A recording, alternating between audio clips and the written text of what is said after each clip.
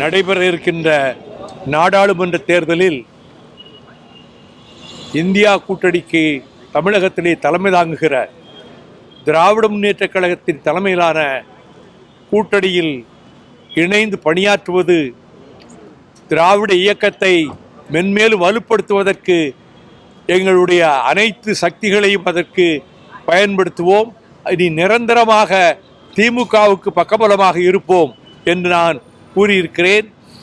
இன்றைக்கு பேச்சுவார்த்தை ஏறத்தாழ முடிந்துவிட்டது. ஒரு தொகுதி எங்களுக்கு ஒதுக்கப்பட்டிருக்கிறது.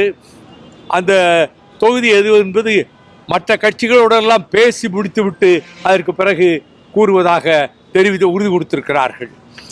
நடைபெற உள்ள நாடாளுமன்ற பொதுத் தேர்தலில் திராவிட முன்னேற்றக் கழகமும் மறுமலர்ச்சி திராவிட முன்னேற்றக் கழகமும் மற்றும் மற்ற தோழமை கட்சிகளும் இணைந்து போட்டியிடுவது தொடர்பாக இன்று மார்ச் 8ஆம் தேதி அன்று தொகுதி உடன்பாடுகள் குறித்து திமுக கழகமும் மறுமலர்ச்சி திராவிட முன்னேற்றக் கழகமும் கலந்து பேசியதில் திமுக கூட்டணியில் மறுமலர்ச்சி திராவிட முன்னேற்றக் கழகம் இந்த நாடாளுமன்ற தேர்தலில் ஒரு தொகுதியில் போட்டியிடுவதென தீர்மானிக்கப்பட்டது.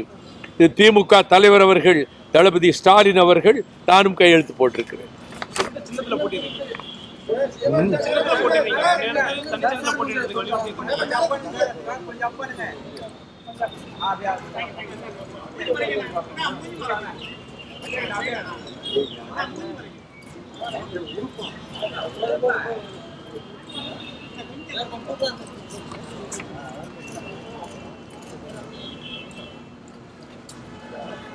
நாங்கள் தனிச்சின்னத்தில் போட்டிடுறோம். அதை பற்றி ஒன்றும் பேசலை. இன்னி 15 மாதம் இருக்கு. அதை பற்றி இப்போ ஒன்றும் பேசலை.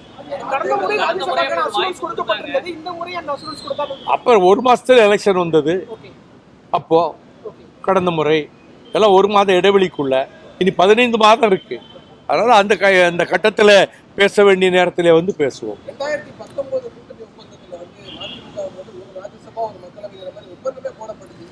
அதைத்தானே இப்ப சொன்னேன். நீங்க காதுல கேட்கலையா?